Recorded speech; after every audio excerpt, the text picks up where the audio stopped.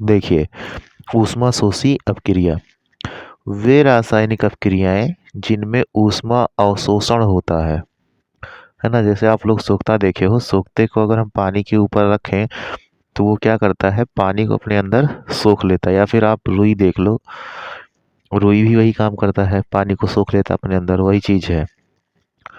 ऊष्मा शोषी अपक्रिया कहलाती है। ऊष्मा शोषी अपक्रिया निम्न ताप पर असतः तथा उच्च ताप पर स्वतः होती है। इनमें ऊष्मा की मात्रा को उत्पाद की ओर ऋणात्मक चिन्ह या अभिकारकों की ओर धनात्मक चिन्ह के साथ दर्शाया जाता है। यहाँ पे आप लोगों को एक चीज मिली होगी, असतः और स्वतः। स्वतः मतलब अपने आप, और असतः मतलब कि अपने आप से नहीं, कुछ उसमें सहारा लिया गया हो। ठीक। अब उसके बाद देखिए एग्जाम्पल है। देखिए, N2 और O2 आपस में जब क्रिया किए तो हमारा क्या बना, 2NO, जिसको हम नाइट्रोजन ऑक्साइड बोल सकते हैं। ठीक। और यहाँ पे -45 किलो कैलोरी। ठीक उसी प्रकार से नीचे भी है, कार्बन है और सल्फर है। दोनों जब आपस में क्रिया किए तो कार्बन डाइसल्फाइड बना। ठीक, यहाँ पे ऊष्मा दी गई है पूरा। यही चीज इस साइड ना दे करके यहाँ पे दिया जाता तो प्लस के साथ दिया जाता। ठीक।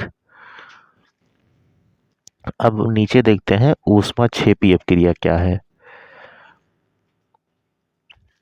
देखिए, ऊष्मा क्षेपी अपक्रिया वे रासायनिक अपक्रियाएं जिनमें ऊष्मा निर्मुक्त होती है, ऊष्मा क्षेपी अपक्रियाएं कहलाती हैं।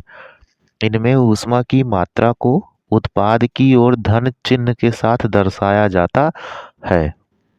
इसमें क्या होता, उसमें था कि अवशोषित होती थी, इसमें क्या होता है कि निर्मुक्त होती, कहने का मतलब निकलती है। यहाँ पे कार्बन है और ऑक्सीजन है, दोनों जब आपस में संयोग किए तो क्या बना, CO2, कार्बन डाइऑक्साइड। यहाँ पे उत्पाद की तरफ +94 किलो कैलोरी ऊष्मा दी गई है। यहाँ पे एक चीज आप लोग इसको ध्यान दीजिएगा, ये किलो कैलोरी है भैया, एक के मात्रा रहेगा वहां पे डबल हो गया है। ठीक। ये अब उसके बाद नीचे है ऑक्सीकरण व अपचयन अपक्रिया। इसको देखते हैं, समझते हैं क्या है।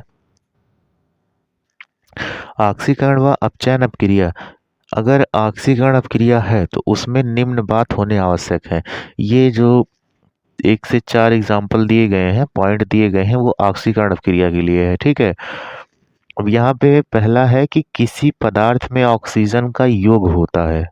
ठीक, जैसे कोई पदार्थ हो उसमें जो है ऑक्सीजन जा करके जुड़ जाए। ठीक। अब इसका एग्जाम्पल देख लीजिए।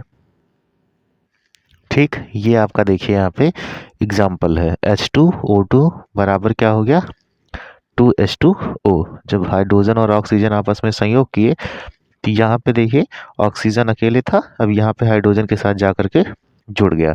अब दूसरा है किसी पदार्थ के ऋण विद्युतीय अवयव में वृद्धि होती है। अब इसका एग्जाम्पल देख लीजिए आप लोग। देखिए यहाँ पे SnCl2 + Cl2 टैच टू SnCl4 हो गया। ठीक, किसी पदार्थ के ऋण विद्युतीय अवयव में वृद्धि होती है। ठीक, समझ में आया। क्लोरीन जो है एक ऋण विद्युतीय अवयव है। ठीक। अब देखिए तीसरा वाला है किसी पदार्थ से हाइड्रोजन पृथक होती है। अब ये वाला एग्जांपल देख लीजिए। देखिए यहाँ पे आप लोग इसको ध्यान दीजिए, यहाँ पे क्या है, हाइड्रोजन क्लोराइड है।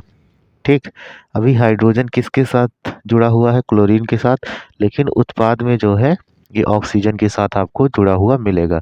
अब क्रिया देख लीजिए, मैग्नीज ऑक्साइड प्लस हाइड्रोक्लोरिक अम्ल जब आपस में क्रिया किए तो मैग्नीज क्लोराइड, फिर क्लोरीन गैस और जो है जल का निर्माण हुआ, जिसमें हाइड्रोजन यहाँ पे साथ में था, वहां से क्लोरीन से अलग हो करके ऑक्सीजन के साथ जुड़ करके जल बनाया। ठीक है।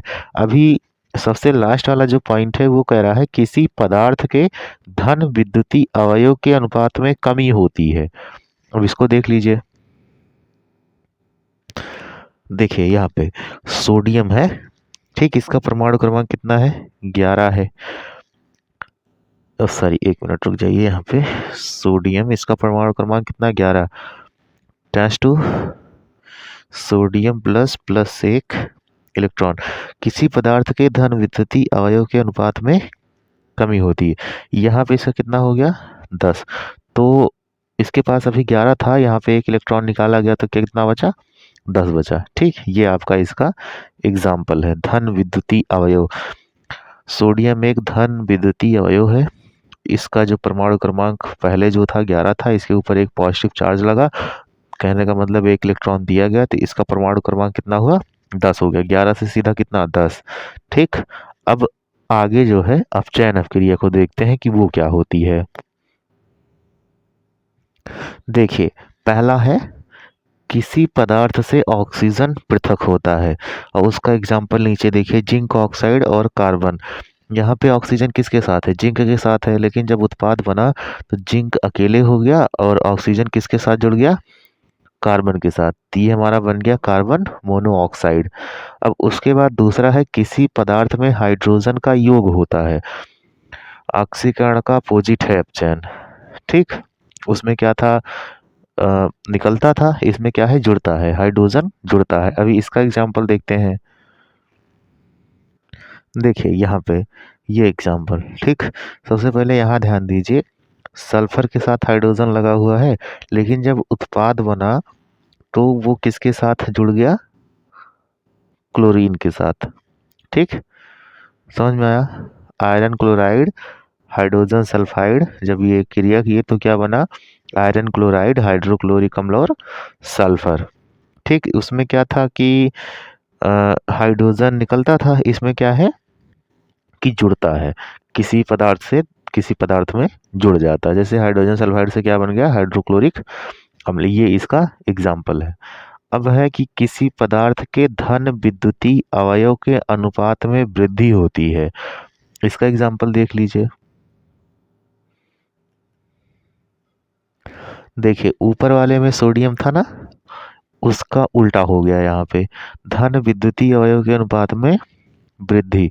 अब जैसे यहाँ पे अभी इसका परमाणु क्रमांक कितना है? 10। इसमें एक ठो इलेक्ट्रॉन जोड़ दिया गया, अब ये कितना हो गया? 11।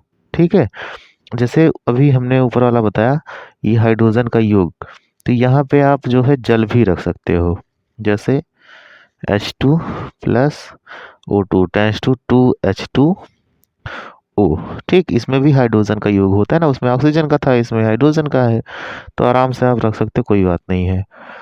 अब सबसे लास्ट वाला है किसी पदार्थ के ऋण विद्युतीय अवयव का अनुपात कम हो जाता है। अब इसका एग्जाम्पल देखते हैं। देखिए, किसी पदार्थ के ऋण विद्युतीय अवयव का अनुपात कम हो जाता है।